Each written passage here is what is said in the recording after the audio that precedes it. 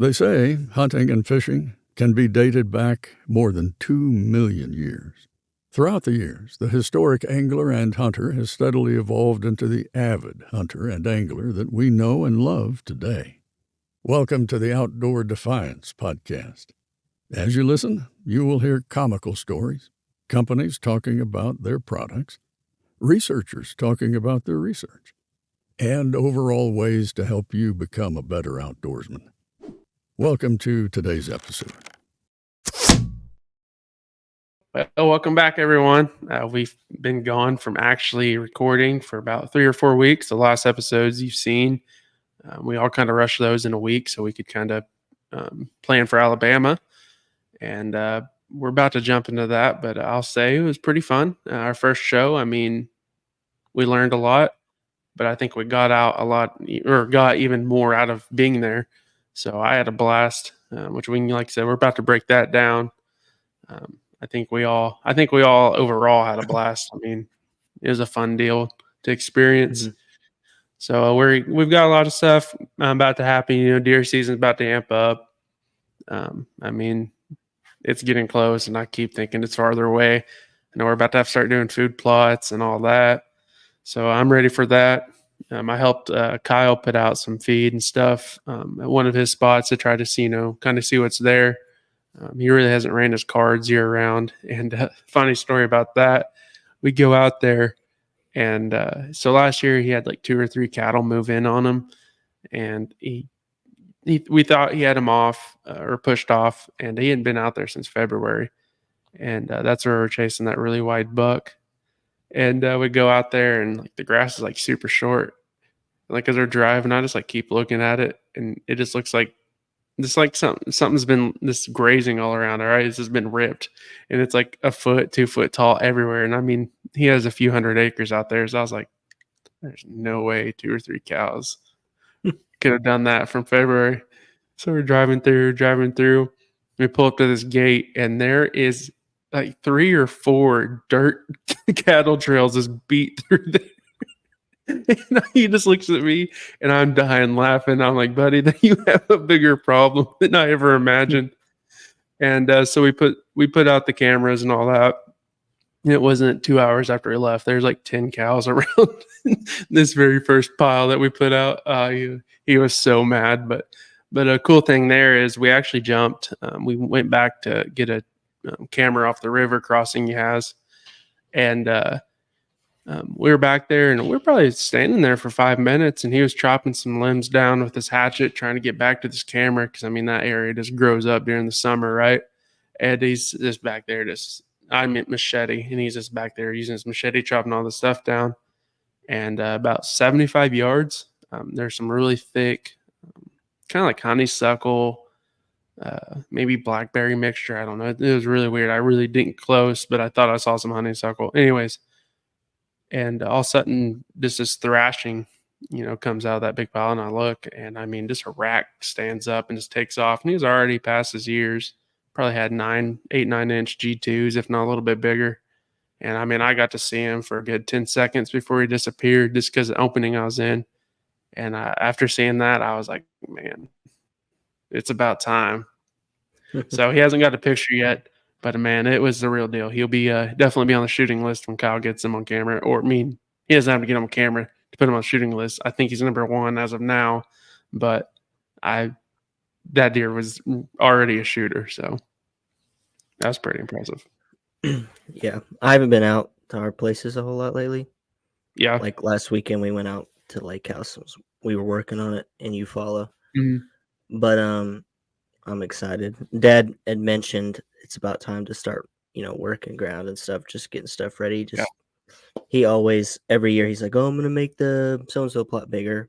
Yeah, so we have to go cut trees or something. Like, yeah, he's always got something new he wants to add or change something up, and fiddle with something. So I'm sure we'll do something this year that's different. Oh, 100% y'all will. Because he can't go year to year with the same setup. Yeah. I don't know why. The stands kind of remain the same, like where we hunt, like points of where we hunt. But like as far as how the food plots run, he's always That's the So beauty the of deer sun is management, though. You know what yeah. I mean? Having your own place that's the beauty of it. You can try whatever you want, and if something works, keep tweaking it, or you know what I mean. So that's why I like doing it. And that's why a lot of people hear that and they're like, "Y'all haven't done anything." Well, we have. We run stuff year round. We have mineral piles. We do all that. We just don't take inventory. We don't run our cameras. I don't really want my cameras being out there in the heat year round, and I just pay too much for them. So I just kind of take them down, and I'll get them out probably middle of August, maybe. Well, Who I knows? mean, I think it's also semi beneficial to not always be trudging in. And now they're used to us, Yeah, as much as we're in there every year, they're used to people. But I mean, but a mature buck's never going to want a yeah, person lurking in no, his woods. yeah. So I mean, if I mean, the less you are in there early, I guess, can set you up. It in theory, it could set you up for early season success. Honestly, Yeah, I mean, if he starts getting on a, he didn't knock out of that summer pattern, and you yeah, don't push him off that, like that's a first couple weeks, first 2 weeks of season, if they're in their summer pattern, can be the easy, one of the easiest times to kill a buck oh, 100%.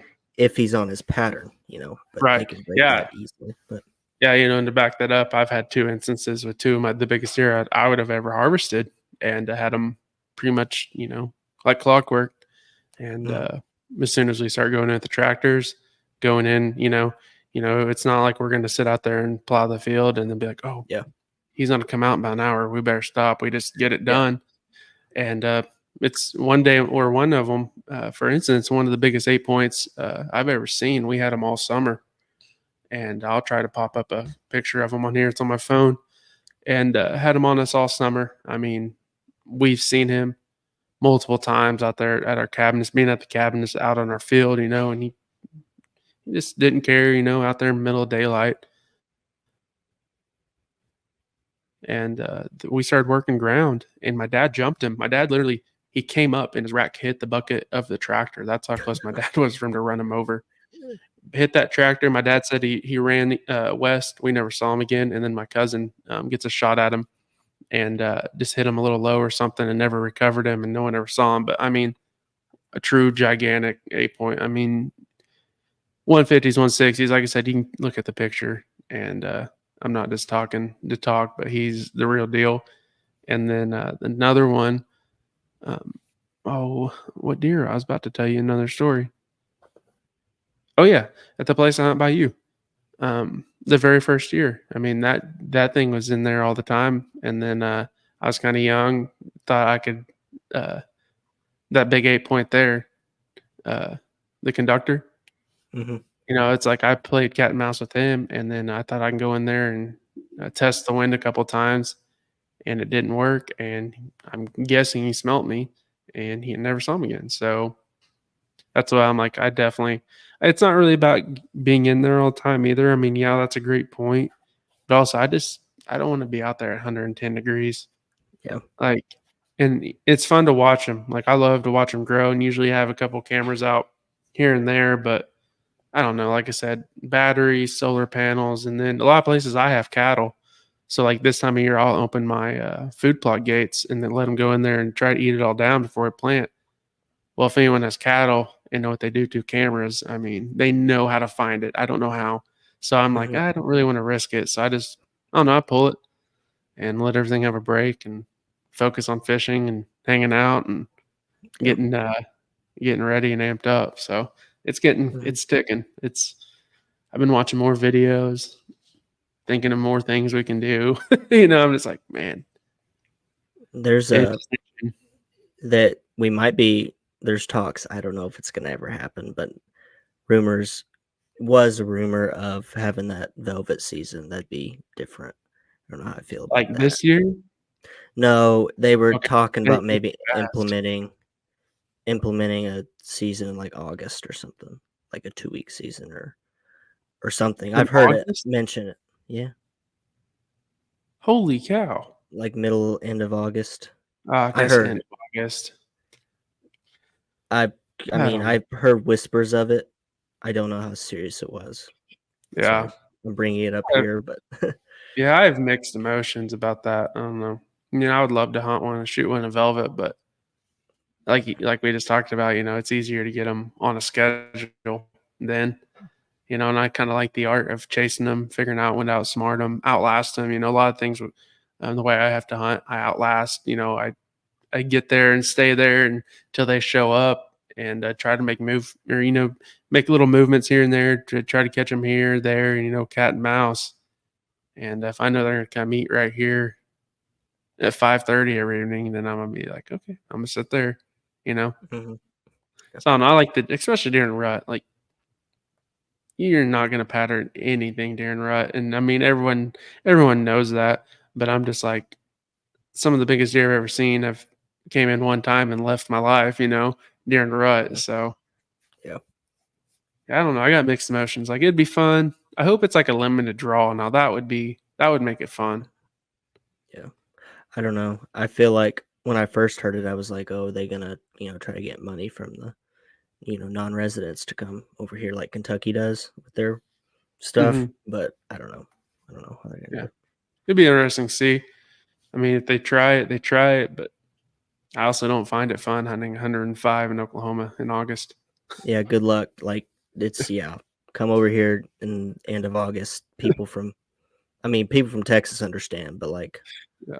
if they're people from like Pennsylvania and stuff coming down in August, they're like Oh, leaves are falling. They get down here and it's like their face is falling off yeah. their, like different, different I'd be here. I'd be hunting ponds and my Crocs and underwear. I'd have one of those mist fans. Yeah. Like, Just be out there in the water like Tim Wells does in the stock tank. Dad's got one of those. He got a power washer that you stick in the water.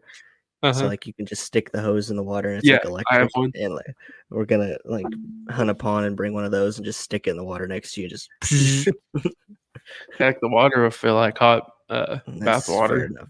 So it might That's not fair even be point. fun then either. Yeah, it's a fair point. So Olympics started. Off hunting subject real quick. You been watching any of it? I watched a little bit of basketball. I enjoy like the track and field and the swimming quite a Mhm. bit.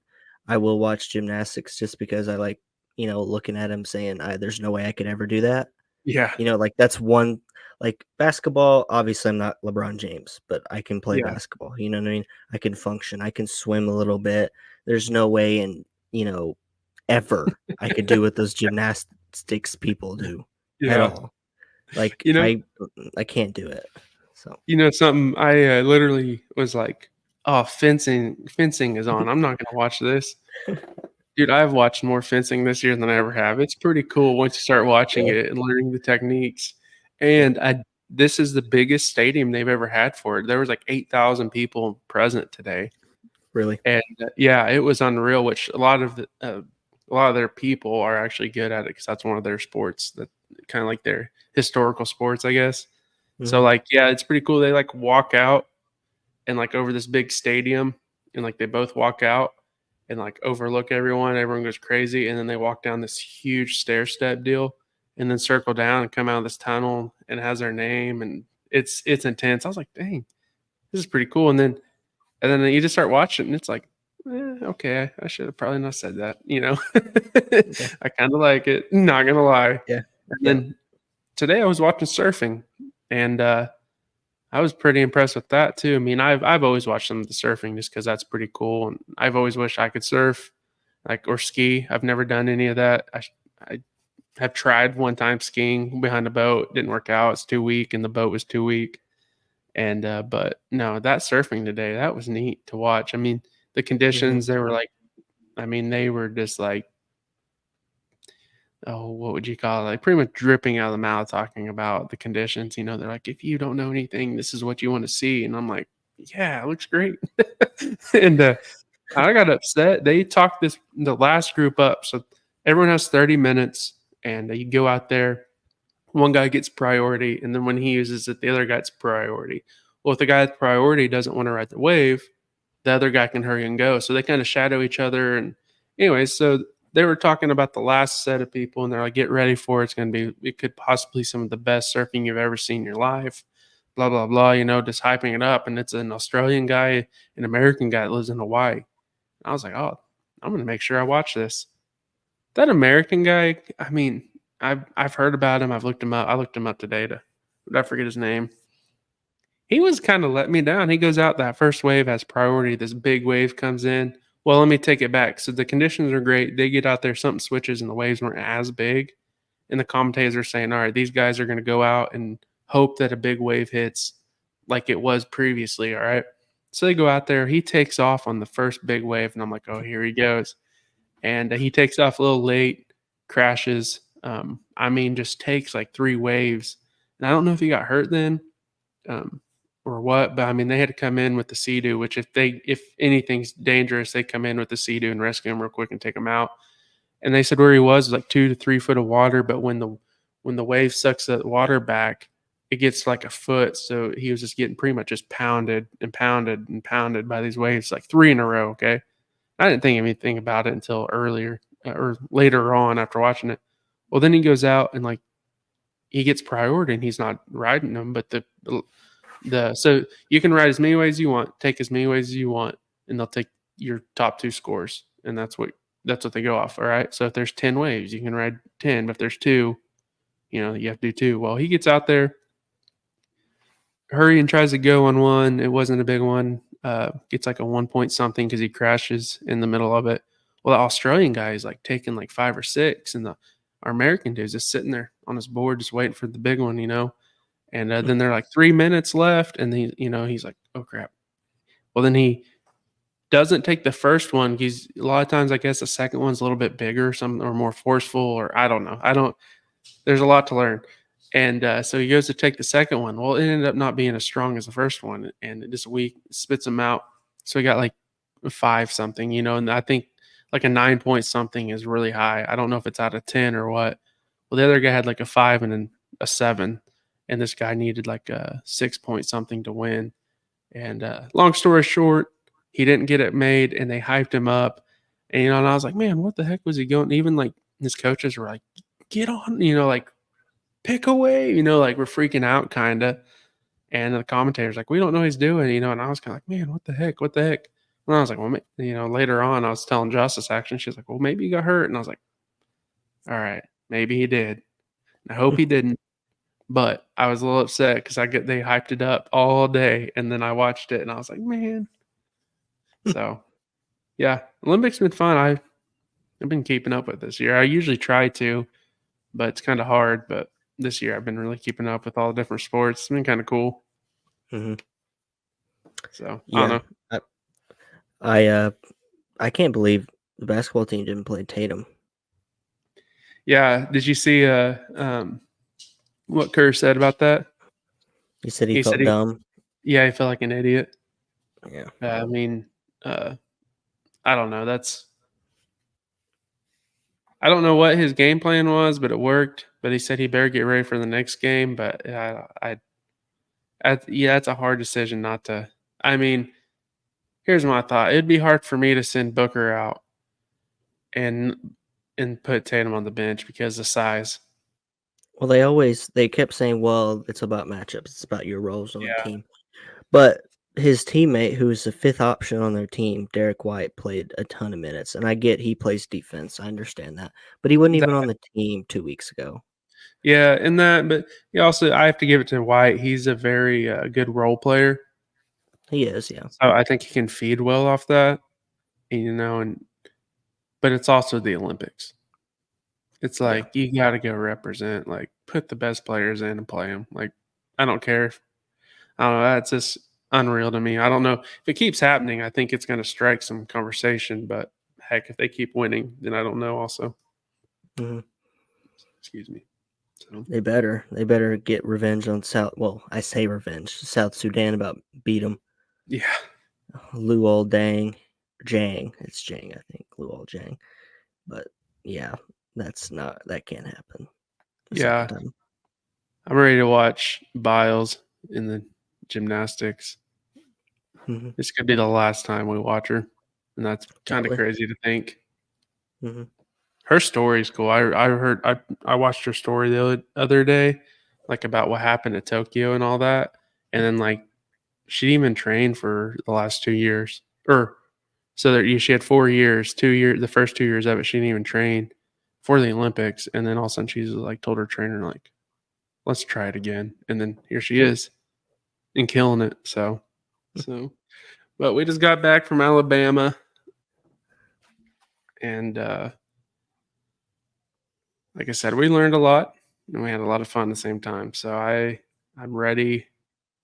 I don't know. Hope we can overall. Hope we can keep going to another trip. At least once a year and have a booth somewhere, a different state, and get to meet people. I mean, I think we had like 320-ish new followers across the board. So some of those are duplicates, or but altogether, I don't know. What do you think about it? What's your kind of recap? It was fun. Got to talk to a lot of different people. Some people were standoffish, but the more I thought about it, they probably thought they've been trying to get sold something the entire time. Mm-hmm. So that might have been part of the cold shoulder by some people. Some people weren't like that, but it was definitely a learning curve about like booth placement's a big deal. Mm-hmm. Yeah. It really honestly is a big deal. And then like different things you can do in a 10x10 space. Yeah. That was a learning curve.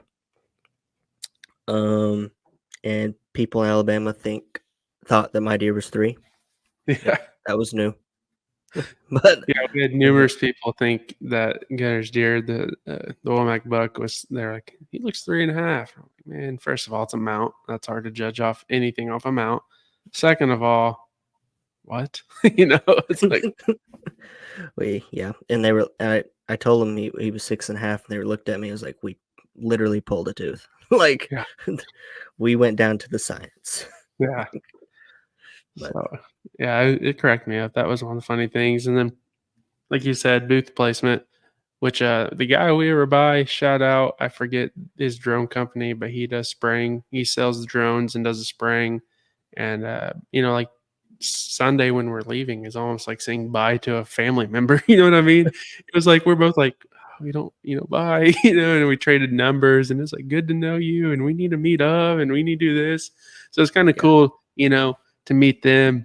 And, yeah, it's kind of crazy, booth placement is big. And, we talk about, those people been getting stuff, people trying to sell them stuff, but you're paying $25 to come to a show. What are you expecting? You know what I mean? yeah. And then it's funny, we had 3 of our bigger deer up, right? And people thought or so many people thought we were trying to sell hunts, which, kind of looked like it. Yeah, but it's just funny to just assume.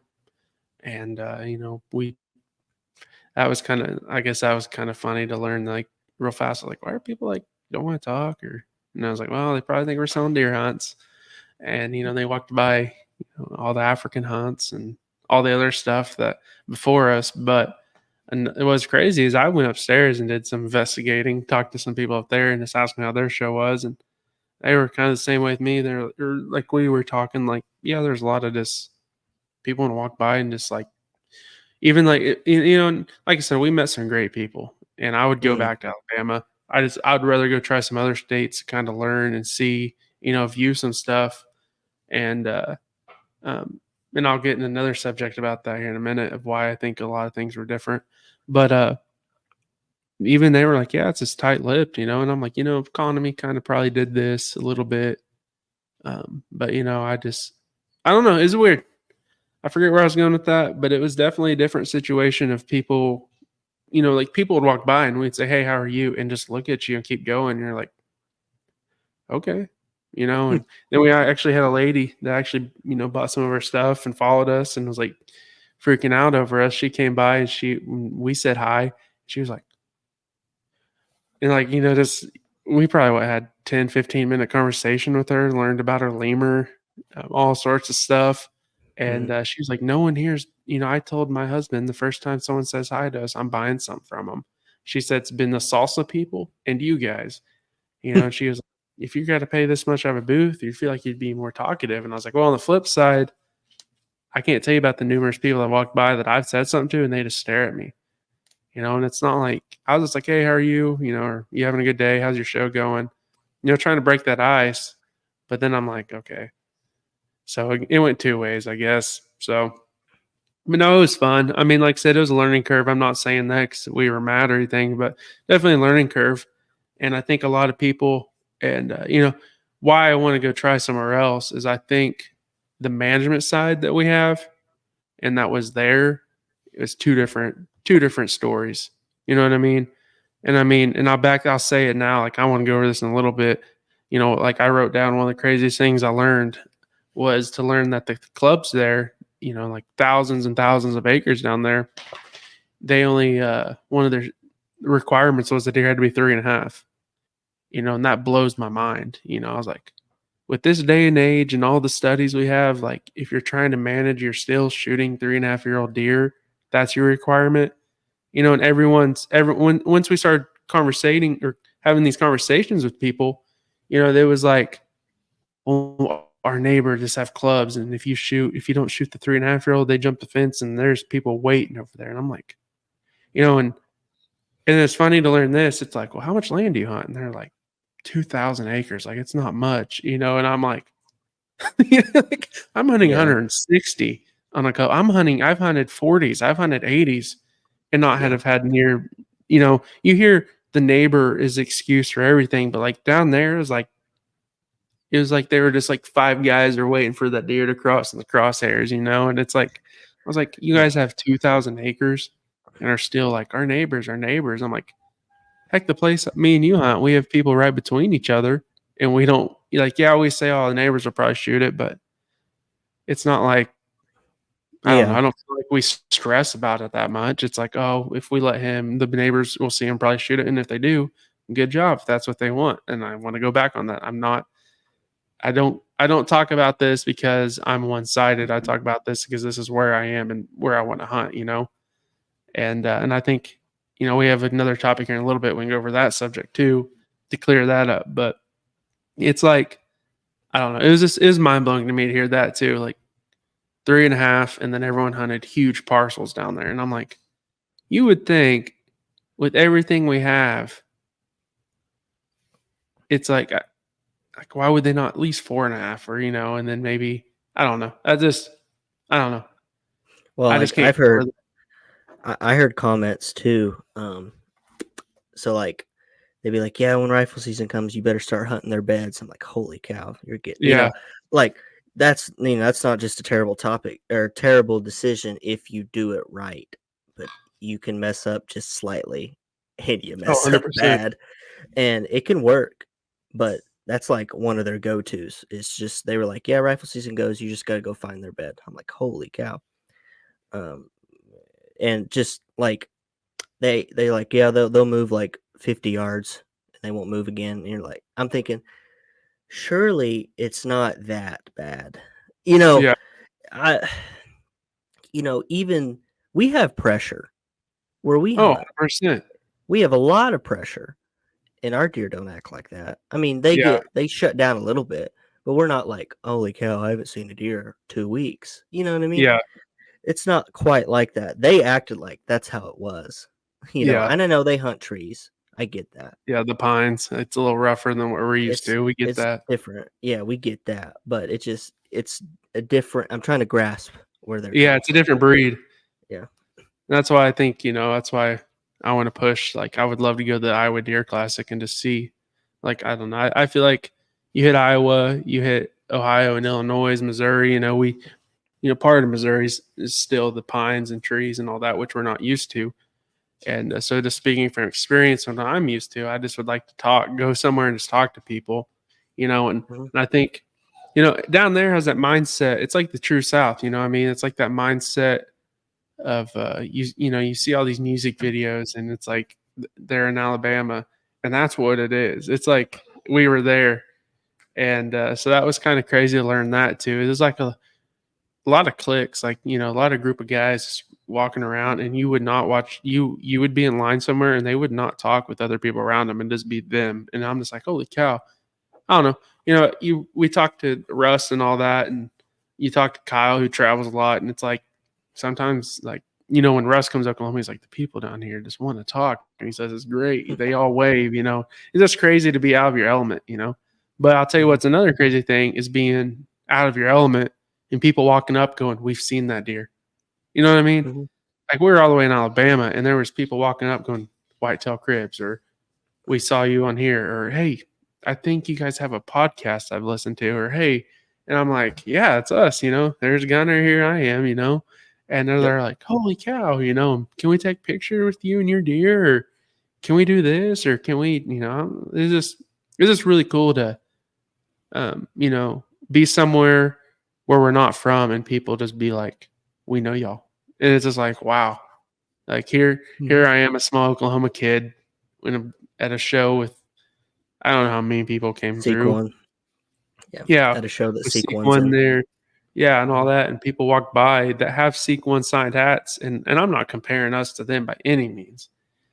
And it's like I still look up to them. I watch their videos and like that's what I need to do.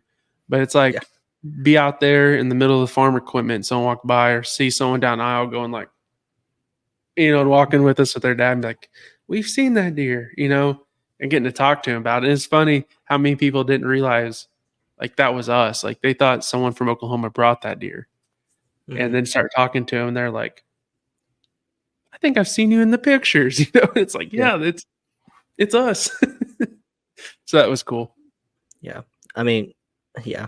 It's like you said, you come around that corner. We set it up to where when they come around the corner, they see all three of them right there. Mm-hmm. And it was funny. The more people that came around the corner and asked if we had hunts, the more I realized, yeah, we've got 370 plus inch deer on the wall. Yeah. I mean, and a Yeah. freaking, a monster trout there and Yeah. A all these pheasant.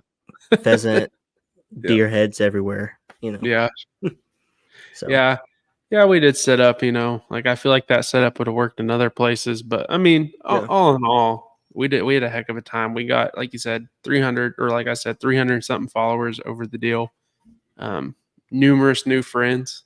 I mean, numerous people that they're like my friend. I talk to them on the daily now. And that's what I wanted. I went down there to, meet people, get friendships, and kind of just spread our page to a different state. And, and like I said, yeah, we just talked about the bad side, but the good side definitely outweighed the bad side, I think. So, I mean, it's hard to sit here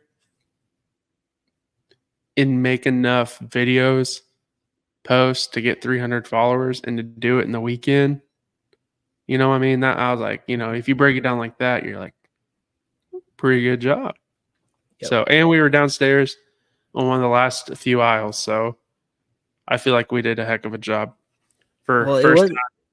it wasn't set up like it showed in the diagram either. Oh yeah, yeah. That bow setup was way different. The archery range.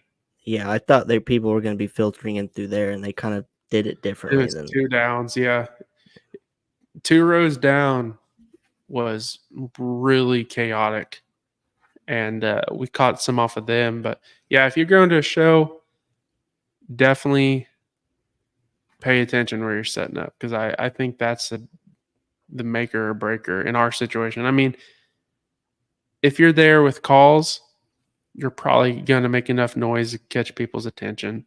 But if you're the 10th call, you know what I mean? If you're the 10th guy calling, you're probably going to not see as much as the first guy. But if you're there with like the tractors or the side by sides, like those things have to kind of be where we were. And Mhm. and that's what, that they're all planning to be right there last year for how easy it was to load and all that. But for us, I think it's closer to get up front or the first floor. That's kind of, when I go to shows, it's kind of the same thing. The first 2 rows you go through, you're just hyped up. About the third one you go down, you're like, all right, I'm gonna skip this one. I'm probably gonna try that beef jerky and the salsa since they're doing free test me's. But then I'm gonna skip by the guy that's trying to sell me a hunt because I don't want to go. Yeah. And then after the fourth and fifth, you're just like, all right, I'm gonna walk down here and see what I can see if I miss anything. And then you might circle back a couple places, and then you're like, okay, I saw what I need to see. So I get that. But no, like I said, we talked negative on it, but it was a blast. I mean, we're only saying negative to hope to teach someone and to learn or to go over what we learned from it. I mean, the positive, like I said, we got plenty of followers. We got to hang out like as a group. Kyle went with us.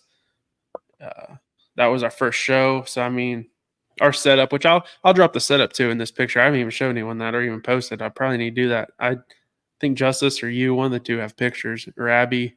I don't know who really took them, but we definitely need to show that off. I need to post that. But we've been running the old Wi-Fi difficulties on my end, so. But but no. Yeah.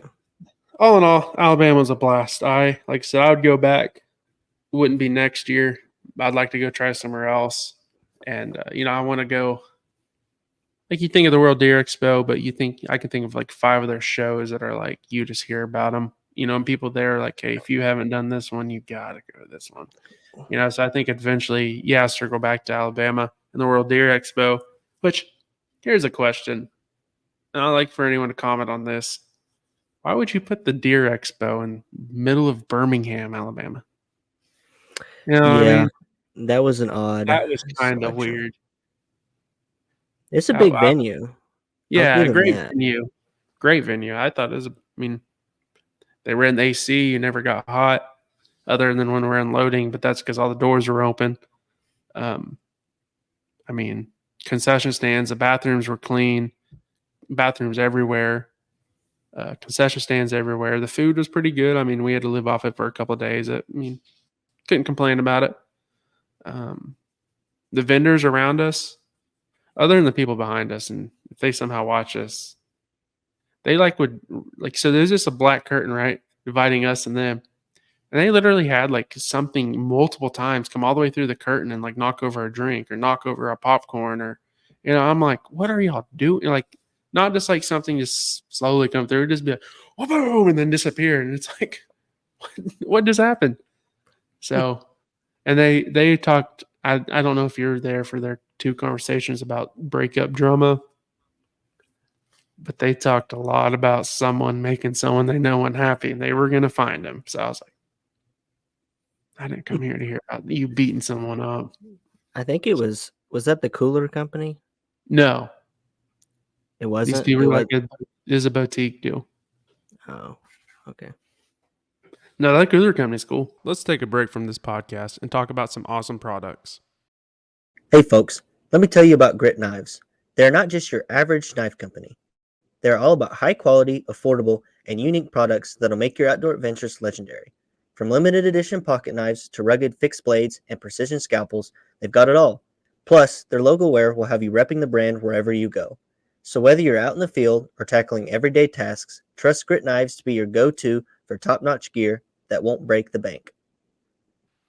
Are you looking for some of the best sounding turkey calls on the market? Then look no farther than JAG Calls. Since 2022, Team OD has been using their calls and have had great success doing so. 2 of my personal favorite calls are the Mother Clucker and the America. And if it has a name like that, it must be good. Check out JAG Calls, that's JAG Calls, out at jagcalls.com.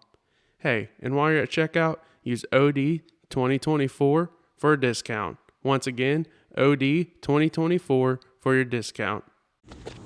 Now let's get back to today's episode. Like I said, we're back. We're going to start doing the weekly deal. We kind of got off the weekly podcast episodes, kind of on my fault for my Wi-Fi. Trying to get figured out. Excuse me again. Should get it figured out this week. If not, then I'll definitely be traveling to Gunner or something because I'm not doing this anymore. Having bad Wi-Fi. But we don't have towers or anything where I live because it's hilly. So it's hard to get the satellites to connect. So we got to run off like Nomad or Starlink and a couple other companies. And one of them I'm using. I'm not going to definitely rat them out right now, but it's not happening. And their only issue is we'll bump up to the next level, and it's like $400 for the router and another $150 a month after that for the better Wi-Fi. And I'm like, I can't even get the promised speeds I'm getting now. Like, I do all their tests and I have all the connections, but it's like I can't get their speeds they promise. And that's what I'm telling them. Like, I can't get the speeds. Like, well, you should. And I'm like, I know. Like, I've done the whole checklist 4 times. But anyways, my rant's down there. We'll get it figured out. If not, we'll just be together, I guess. So, anyway, so we're kind of doing some new stuff. I think we're gonna really hit the video hard this winter. I know Kyle, he's stepping in. He's been a work in progress. So if he watches this, maybe he'll take that in. But he's going up to Canada actually this week, doing it's like an off the grid fishing trip. They literally fly in on a float plane. Geez, go to a cabin, don't have service, have to use a satellite phone, and they have I think it's 10 or 13 lakes that their group leases, and they get to go up there, and it's unreal. Like they have to fly out their gas in, all that, and like the last group there has to like take care of the cabin for the winter, but they leave it unlocked because some of the trappers or natives, if it gets cold and gets stuck, have to use it. So it's like way back there. So he's going to do that and try and get some video there. And then we're going to start doing some how-tos, some little competitions, stuff like that. So I'm ready. And of course, hunting season's about here. We have draw hunts we're going on. So I'm really looking forward. I think this year will be like our kind of more like a breakthrough year of like our video side. I hope it is. So we're ready to bring that to y'all. And why I'm going with that is I've been listening to a lot of people, trying to get a list of people to go on or like to get on and our episodes. And I've been listening to a lot of podcasts, trying to figure out what people want to hear and all that. And the other day, I heard this topic on one, and I was like, man, that's a topic that I've never really thought about. But they said, does deer management take away from the fun of hunting? And and one guy said yes, the other guy said absolutely not. They went back and forth, and and I kind of turned it off right then and there to form my own opinion, so I didn't get one sided. And I'm like, that's kind of crazy to think about someone would say that. And and I sit at work and type in numbers all day, so I get a lot of time just to think. And so it's been rattling my brain a little bit, and I'm like, there's one side of me like I love the management side. Like growing up, I've done the shoot whatever I wanted, harvest whatever I want, be happy with it, get excited. And I still have those deer hanging on the wall because I'm very happy with them. But one thing I had growing up, and we've talked about them all times, was good hunting spots, right? I had a dad that loved to do deer management, and Gunnar has too. So it's like we've had the tools to get to the point where we are. So now we want to better that side. It's just like this football. You want to play here. You want to play at middle school. Then you want to go to high school. And then you want to go to college. And then you want to play pro. And then you want to retire there. It's like, I'm not going to retire hunting, honestly, but until I die. But I'm saying I want to get to that point where I can harvest bigger deer. And part of that is management, and that's when that question hit does it take the fun away? And I can see, like I can see where people take it away if they're too hard on themselves. But something I do, and like I said, we're going to go back on this a million times because I see comments about it, but we're saying this from our perspective. We're not telling you how to hunt. We're just saying how we hunt, right? We don't care if you shoot the 3.5-year-old we're talking about you do in Alabama. If that makes you happy, shoot it and be happy. Just go hunt is basically our motto. If you really want to, on our outtake on that and a lot of other subjects. But anyways, so what I was saying is, I was sitting there thinking, I'm like, I don't really understand how it could take away. I sit there and hunt, and it's like I can be like, oh man, that deer's gonna be big this, the next couple of years, and or this and that. But things I do if I start getting aggravated is I'll go hunt public land. I'll pick apart a piece of public land. There, I have no expectations. It's like if it comes out and I get excited, it's going to get shot. So I think that's something I do. I don't know, Gunnar. We can keep diving in this, but I feel like I've been talking for a while. Do you think management takes away from the fun of hunting for you? No. I think where people get misconstrued with that is it's not something that's something you can choose to do or not to do, Yeah. And I think some people, like my dad, I enjoy it too, but my dad takes it to a whole nother level as far as like fiddling and picking apart, different places. Some people just like trying to, you know, manage their deer. They just enjoy watching them grow up. They enjoy seeing their work equal a healthy herd. You know, they enjoy, you know, being successful in that way, and they enjoy feeling like they created a, you know, a property that wildlife can thrive. You know, that's part of what Dad likes about it. Mm-hmm. He used to be, you know, deer, deer, deer, deer, turkey. Now I mean, he's deer first, but he's turkey. He's like been talking about what we can do for the rabbits. He's like, oh, I'd love to have some Yeah. doves, some songbirds. You know, he's evolved even more. You know, he's always kind of liked, you know, the other animals, but as he's gone along, you know, he doesn't, Yeah. you know, he doesn't just he doesn't kill a deer every year. He just doesn't. You know, most of the time, I'm just gonna. I mean, a lot of years he doesn't. He Mm-hmm. likes being out there and seeing everything that's there. You know, he'll text me Right. different things he sees. He likes just being out there with everything. In that place that he built. It's kind of like you can choose to do these things or you can choose not to. You know, Yeah. and if people can, I could see where someone might argue like, well, is it hunting because you're creating? Yeah, I just enjoy the habitat part of it too. You know what Yeah. I mean? Like you can enjoy the habitat part of it and want to make your place better, um, quote unquote better in your eyes, to make it, you know, better hunting, and that's all for you.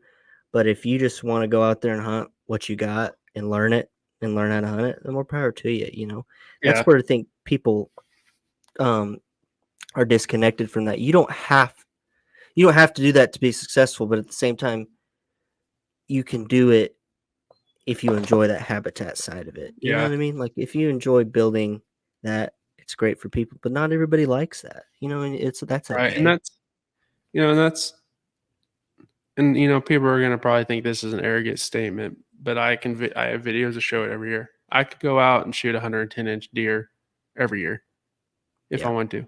Like realistically, we could probably go to 120, probably 130s. I probably could shoot 130 every year if I want to, right?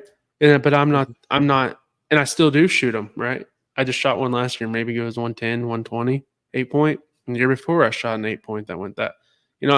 I'm more there because as the deer are younger, they're not as like smart and hard to go after, right? So what drives me is trying to find that mature whitetail, trying to outsmart them, trying to make little movements, little adjustments, playing the wind, trying to guess, and that's what drives me to do it, and that's where it comes to management for me. Is I'm there, I want to shoot the 5.5-year-old or older. And at some points, if I think at 5.5 they can live to 6.5, I'll try, especially if I have one tag in my pocket left, that 5.5-year-old that has, which most 5.5-year-olds have a lot of potential. But I'm like, all right, you're a 10 point, you're sitting there at 140s, 150s. What could you do in one more year? And if I've shot another older deer, it's like, but a lot of times if it's 5.5, it comes out to the first one. Yeah, I'm sorry, buddy, but you're not you're not walking. But what that's what drives me, and that's what you need to find what drives you, and that's what the management side is, and that's why I talk about it so much. And another side of it, it's not all about the deer. Gunner's talked about his dad a lot, and there's I can take you out to my place, and I can show you areas where me and my dad have spent summers planting trees that look like little twigs, putting them in the ground, and now they're well. One year they got sprayed by a airplane, almost wiped them out. But then what oak trees do? They send little shoots out. Then our neighbors burned without telling us, and we usually like to weed eat mow everywhere, so can't burn them. Burn them like 2 years or 3 years after the spray. So we have like I want to say like 12 to 15-year-old roots with 6-year-old trees on them. You know what I mean? It's like it's unreal. But here, the last 3 years they started producing acorns, and it's cool, you know, to see like me and my dad did that. The saying Yeah. is, when's the best time to plant a tree? 50 years ago. When's the second Yeah. best time? 20 years ago. When's the Yeah. third best time? Yesterday. So it's like it's cool to go out there and see that, and that's a part of the management side. Me and my dad got to bond doing that, right? And that's what a lot of my management goes into. I get to bond with my people. Like the place by you, I get to bond with you, engage, talking about what we're gonna do or what deer we see. the place I hunt with my dad and my brother. We go out there and work together, and it's like as you get older, you don't get to spend a lot of time with your family. So when we go to do the management, we're going to work together. And that's like a lot of bonding. Sometimes words are said, attitudes get flared up, but everyone has that in their family, right? It can't be the only one, but and that's the times, we get to go out and have fun. So that's what management's is going towards me. Now, that's in Oklahoma. I drew Kansas this year. Guess what? If you're 110, 120-inch deer, you should probably hide because it's going to happen. That's where I think people need to find that line. Like, if you're not fully into it, but you're kind of into it, maybe try in your home state. But when you go out of state, lower those expectations. Go have fun, and that's what it's all about. And that's what, when that question was asked, does management take away, instantly I was like, no, that's the dumbest thing, but then I started thinking, I was like, all right, okay, I could see where if you don't have the deer quality, and that's another very important thing for us. We have the deer quality in our areas. Like every area we hunt has the deer quality to have that big deer, right? So like you take us to Alabama, we're out our element. If you're trying to hunt 3.5-year-olds, we're going to be like, okay, he needs a couple more years. We might be down there for 6 years and never find one to be happy about. And that's where I'm saying you got to find that line. And that's where I think a lot of those people get tied up in it. You have to throw money in it. You don't. There's just all sorts of ways you can get into it. And you just have to find that line to keep you happy. And all in all, it's still hunting. You have to go enjoy it. Like that's as simple as it can get. It's like, so I think the management, if you own a place, so like we have 2 leases, the lease is from the same person, and then we have the place that we own over by you, or my dad owns. I'll say that. The places that we lease, it's all predicated on what he wants to do, and that scratches that itch. Like we got to learn how to hunt what the terrain there, and then the place that we get to manage and do ourselves. It scratches that itch. I compare it to like this is gonna sound nerdy, but like Minecraft. You could make your world however you want to make it.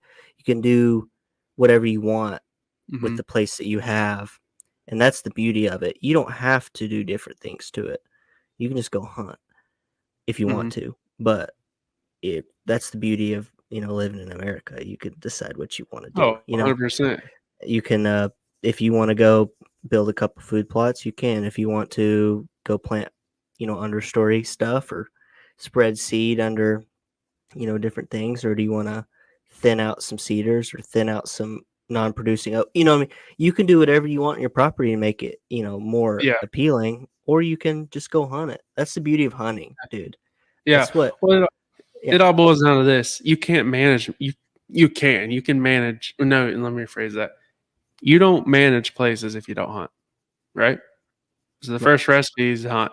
So that's what a lot of people, like you were just saying, like you got to hunt. Like we get so tied up in the world we live in about how you have to do it or what you should do and what you should use and what equipment you should use and what tree stands you should sit in, box blind you should, and your saddles versus hang on stands and crossbows versus bows if you should rifle, and it's just like go have fun.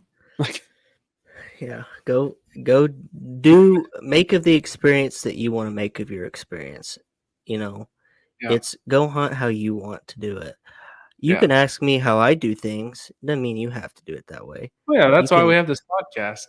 Yeah, I mean, and like everything we say, we're gonna have our opinions. 100%. Obviously. That's what I mean. We're opinionated individuals. Trust me. Taylor and I don't always agree on everything. We agree on a lot of things. We agree on a lot of things, but everyone has their own way of doing it, and everyone has fun. As long as you're having fun and you're enjoying yourself, and you're the next generation, you're teaching the next generation, or you're however you want to do it. As long as you're having fun and doing what you want to do. Yeah. Legally. Yeah, legally. That's a key word too. Then you're doing right by what hunting is, Yeah. You're doing right by it. So yeah, and once again, I'll go over it. It literally said, does deer management take away from the fun of hunting? If anything takes the fun of hunting away from you, don't do it. Keep the Exactly. fun in hunting. Don't take it out of hunting. It's that easy. Yeah. That's where I'm at. Where's fun in hunting? I want to manage deer. I want to shoot that next 6.5, 7.5, 8.5-year-old deer. You know what I mean? Yeah. And and we both grew up shooting spikes, shooting little 8 points. And like you said, we've had one of the good things we've had was a good hunting land. So that's why we're sitting here as young as we are talking about management. And that's why some other, we've done other stuff and people can't take our opinions. And we're not telling you what to do. We're just telling you how we do it and how we have started young. Because I mean, I'm old. I know no one has to tell me, but I feel like for my age and for how little I've had, talking about land wise, money wise. I mean, I graduated college, so I didn't have a lot of money growing up, paid for that, myself, all that stuff. So it's like I'm just trying to help someone that thinks, well, I need to own Sika, I need to own this, I need to own the top of line bow, I need to do this. Like newsflash, me and Gunner don't have a bow that's newer than 2015, and we still harvest deer every year. You know what I mean? Like, wow, crazy, right? We don't have the new helium or the new lift that I want. I have a 2013 helium, like it still works. So it's like it's just Yeah. funny, people want to talk about building arrows. That's great for them if they want to do it. And that's just like management side. That's great. But I'm gonna use what works for me because that's all I know right now. And until that time I want to start, you know, going down that rabbit hole, then I'll do that. But for right now, I'm like, I'm gonna use what I want. And I'm all about the experiences and the harvest.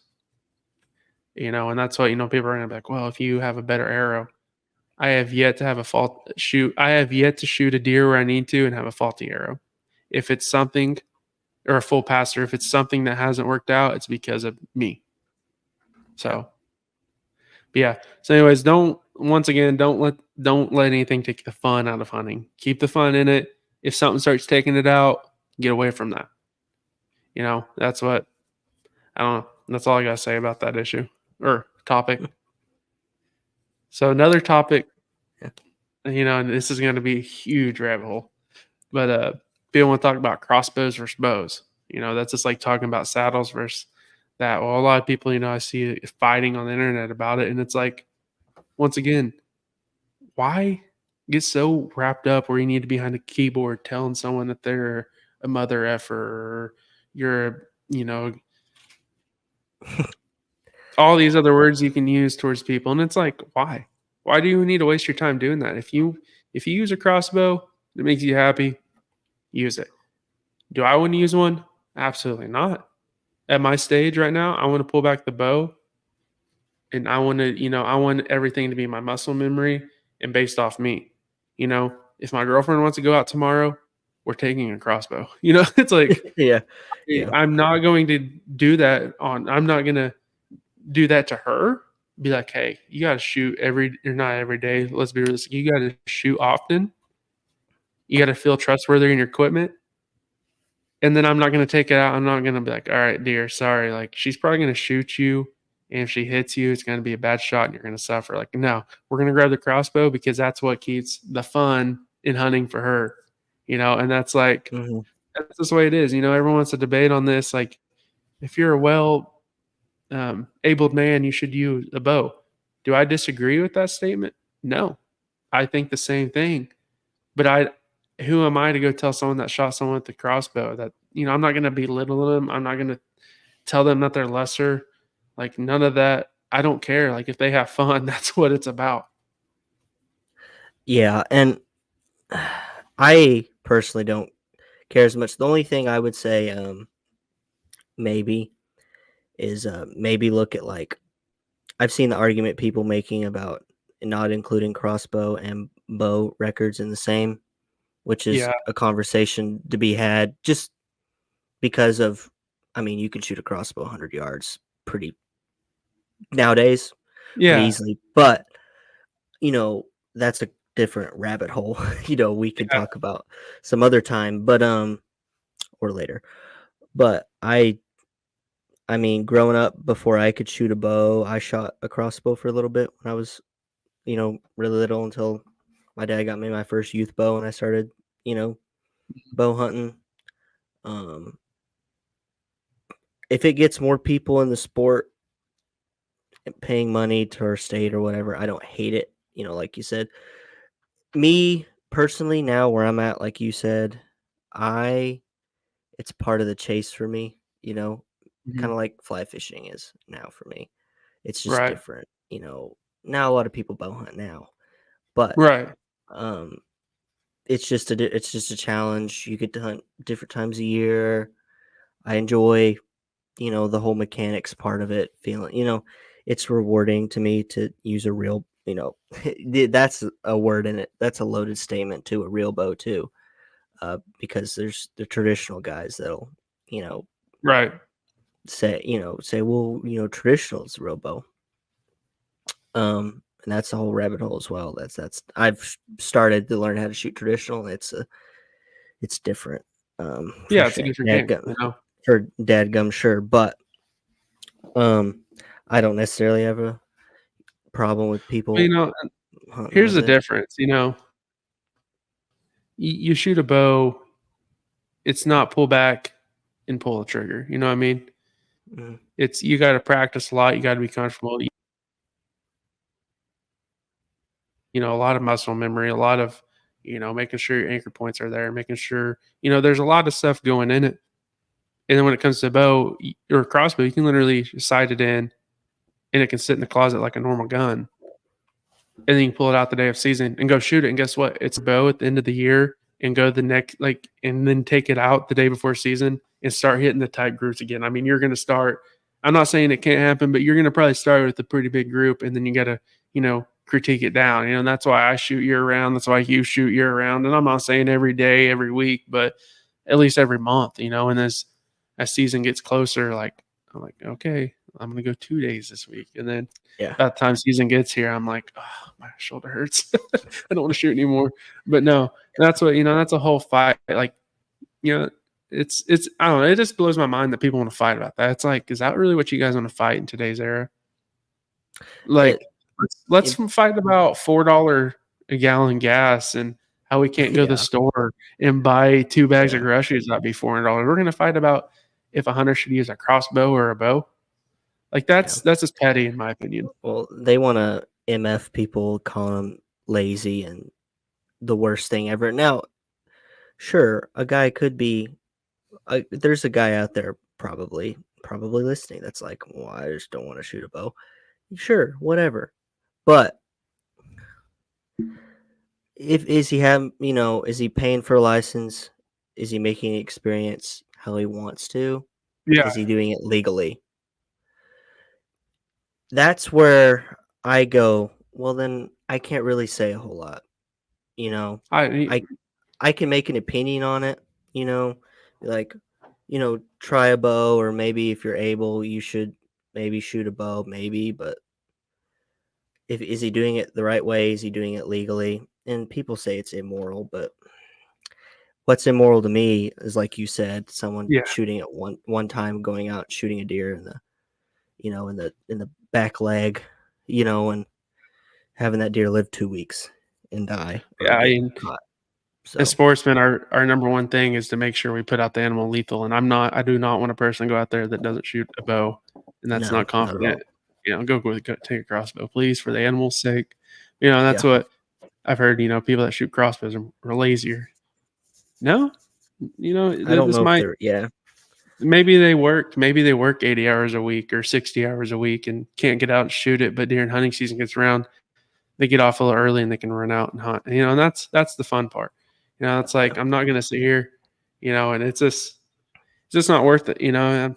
Back to it. If you got to keep the fun in hunting, I mean that's easiest way there is. And we go all the way back to one of our statements. Like we all want to fight each other. You pull up Facebook. I mean it's comical anymore. You see all the shorts, you see all the posts, you see all this stuff that people just want to fight about something, and it's like that's what we're gonna fight about today.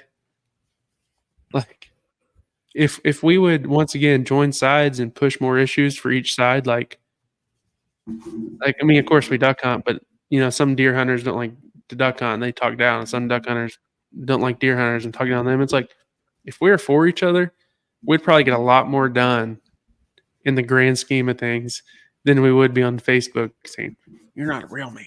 Like Go out there and -20 and hunt ducks on the water. Yeah. Like But it's yeah, just it's wild. I don't know. I've heard those topics this week and the last couple months. I'm like, really? That's where we're gonna fight. Let's well, fight, we're maybe as duck hunters and maybe as deer hunters, get together and go help push Colorado saying, why can't we hunt cats? Like, look what happens if you can't hunt cats, But no, we're back here fighting each other. And then Colorado's like, oh, hey, look, they're fighting each other. Let's throw this in the fire. Like, okay, yeah. All right, now let's all get together and pass this bill. And it's like, come on and now. don't get it twisted. These anti-hunter groups love it. Oh, They 100%. love it. They love it when the people they're against fight, within themselves, because it's hard for them to fight because they all hate it all, Yeah. And we're lucky we live where we are, because if you pay attention, what's happening like Australia and stuff like that, like where Yep. people are like boating across duck hunter spreads and sitting in their spread and stuff. Shooting We're lucky fireworks at them. just crazy stuff Yeah. that maybe I bet someone tries it here one day, and I don't want to find out what happens, because we're a little I don't bit want different. to- We're a little bit in this country, just a tad bit different breed than the old Aussies, Yeah. I would imagine. Just a little bit. Maybe not in the outback, but the rest of Australia, yes. So yeah, we can't give them any fuel. They don't need any of it, They Yeah. can. It's very easy to twist what we do, Very easy to twist the different things, the practices that we have as hunters, because you can go to the far extreme side of it, or you can go find like the moron in wherever that killed that wolf and took it into the bar or whatever. Like, Yeah. you could have just like killed it and just not done it. Like that kind of stuff gives them fuel. And us fighting together gives these people fuel. We can't give it to Oh, them. 100%. They have too much like crazy outlandish things they say that people believe. People are gullible. Oh, 100%. Like people probably think like me and you, like the average duck hunter, oh, they killed like 1 million ducks this year and they didn't eat a single one, or like, I can't believe you're hurting those deer. It's like, Yeah. let me tell you something. The deer on our properties live pretty healthy lives. Yeah. I mean, if you're not a 5.5-year-old buck, you're pretty safe. I mean, Yeah. or like if you're on our place, I mean, you're getting fed. Like you've got forage everywhere. You're getting supplement. Yeah. You've got water. You know what I mean? You got And the we like women's. seeing, yeah, we like seeing these animals succeed as much as anybody. I promise. Yeah. We love seeing. Dude, if people were just to fly on the wall, how crazy we get when we see like a pintail, or if Yeah. it's like a mile away, or we're like, holy cow, that's a group of snows. That's so cool. You know what I mean? Yeah, we want them to work. It'd be nice to shoot one or two, but if we don't, we're like, holy cow, that was like a group of 100 pintails. That's crazy. Yeah. You know what I mean? Like we enjoy that stuff. Well, and most of the time, if something comes over, like someone in the blind could like spit out what the nesting ratio is this year for success. Yeah. It's like, let me get an anti-hunter out there and please let them know. And we're not there going, oh, it was so good because that means we can harvest more. It's like, wow, look all the habitat we're putting our money towards, and look what's doing. That's like our deer. It's like, look at the habitat we're doing. What are you doing? Nothing. That's Nothing. a lot of misconcepts is like, we just like to kill. Like, nah, there's a lot of times deer come out and I'm like, especially does, like I get attached to my does. I know when they're gonna come out. I know what, I can tell which one is which. I know how she's gonna act. I'm gonna sit there in I'm a videoer and I'm probably gonna laugh behind it because she's just gonna do something. I'm like, I don't know why she does it, but she does it. Like, and I always have that one doe that comes out, same place every day. All you see is her head when she comes out with her ears up. You're like, oh, come on, how many times you got to do that before you can just learn to walk in? Or it's just funny. It's like we we sit there and we pretty much have like all this intel on how everything's doing, and then everyone's like, "Oh, you do it because you hate them." Nah, promise you, it's not that. It's just I don't know. And we eat them, so there's a We big do thing. so much more. Yeah. Hunters do so much more for wildlife, give so much more money to wildlife than anti-hunters ever would dream of. They think Oh, they give 100%. money. They think they give money. They don't. You don't give. You don't even know how much it costs to go hunt in Colorado nowadays, buddy. Like, You don't know how much it is like to feed our deer like we do in a year. no, yeah, like you don't know the things we do, seed we throw down, the trees we cut in the middle of September when it's 110. And the way, if the anti-hunters had it their way, it'd be a self-sustaining ecosystem. But that's just in It's today's impossible. climate, in today's ecosystems and climates, it's impossible. Yeah. This can't be done. They think it can, but let's riddle me this: what happened in California when we stopped hunting mountain lions? Right. You started seeing them on playgrounds, bud. You start seeing coyotes going and taking dogs out of people's front yards, like backyards in a fence. You know what I mean? You see these things, you're going to run into more conflicts with more, and it's overpopulation stuff. You're like, do you like plants? Yeah. You like all those plants that you talk about? They're living, they're a living thing. If you have too many deer, bye. Well, Like, not that. If a fire comes ripping through, I mean, a lot of our places that one of the biggest things people use is a fire to, to manage their place, and it's like, yeah, if we didn't do all that, let a wildfire come through and see what happens across the board. Because I mean, we're taking out a lot of the fuels, we're doing a lot of stuff, and that's a lot. There's a lot of stuff we do goes unrecognized, and it's like, I promise you, you come out to my place, everything's a lot better than it was before we bought it or before we leased it.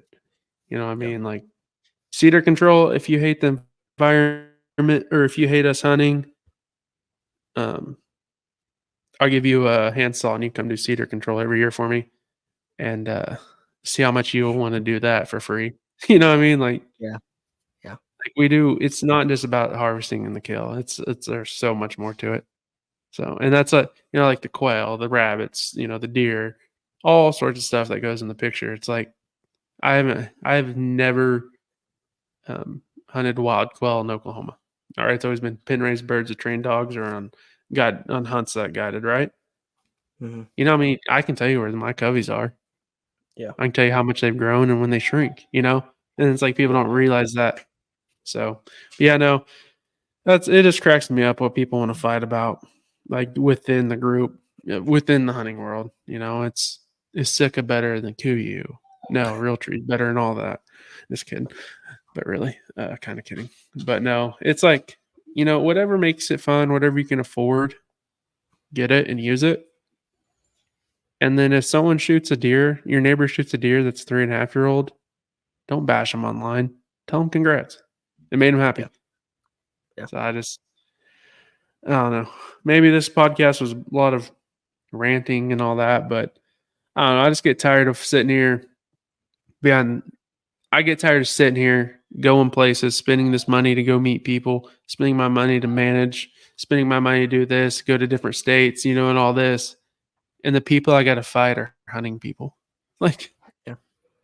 It goes back to when people shoot a big deer, the first thing people want to say is cheater. yeah. And some And that's people like, cheat, but not everybody, I promise. yeah. You know? Oh, 100%. It's just a crazy time like that. Like, why do we have to fight each other like that? Like, can you not just be happy? Like, honestly, like CJ Alexander, yeah, did it wrong. Bash on him because make an example of him. But all these other people that did it right, like for instance, the Huffbuck, that guy killed an absolute monster, number one typical in the world. Use a crossbow. You know how much hate he gets for using a crossbow for harvesting that deer? A lot. But you know what? You can go watch that guy and his comments to people on hate, or I'm just like, man, I love this guy more and more. I don't even know him. it's like he's just like he just shoots it down. He's like, who are you to tell someone that? Like I had fun, like that's what it all boils down to. Like I know we're probably repeating, but keep the and that's don't let anything take away the fun in hunting. Like you got to keep whatever it is, keep it going, or it's gonna die out, and we're not gonna be able to do anything. And we're gonna be sitting here with our grandkids, like, yeah, back in the day, I got to go out and do this. And it's like, oh, I want my grandkids to go out. I want to take them out. I want to do the management so they can be out there, see how to hard work. And not even let's bring in something else we didn't bring up. If you're teaching a kid to work hard on something for free, when they start getting paid for something and working hard there, they'll understand the concept of money, probably be a better human being than they are than just sitting around. So that's my 2 cents. Gunnar asked me when we should go over, and I was like, definitely talk about Alabama. It was a great trip. Yep. And I was like, here's some topics that have been eating at me for the last couple of weeks. I want to go over what my opinion is, which might be 2 people to watch this episode. There might be 200. There might be 2,000. But I hope you all got something out of it. There's a lot of things we're going to do this year different. Videoing wise, I think, we got a couple more people that are into it. We have some people that want a video for us, so we have no idea. We probably need to get our video editor going a little more. That's me. But I think if we can get the flowing videos that I envision, I think that'd be a lot easier to go. I'm working on a lot. I get a deal where I pop up and I have like 4 things going. I need to focus on one. So I'm working on that. We'll get that. We're getting that figured out. We're going to get some more footage rolling out. Hunting season is going to be a blast. I do have an announcement. Oh, yeah. Go ahead. So this is preliminary. I have it booked. So we'll see. As of right now, I got Gage on board. So if you can't make it, that's okay. And there's a chance you won't because your season starts the next weekend in Kansas. So I can see where you might not. But we're going to have a booth in Woodward at the Rack and Rods show up there. Oh, fun. So yeah, we'll be up there, or me and Gage will at least be. Taylor might show his face Sunday, I'll see what happens. Saturday. Yeah, but he's got to go to Kansas the next weekend, so he might want to hang out, before he's got to go to Get my Kansas. stuff ready. Yeah, and then we'll figure it out. Yeah, that's what we're gonna start going to shows. We want to meet people. We're there to talk. We always have hats and stuff. Like, don't feel like you have to buy one. We're there to talk. We want to meet friends. We want to meet new ways to do stuff. We want to hear what people want us to go over. I think this year will be a great year.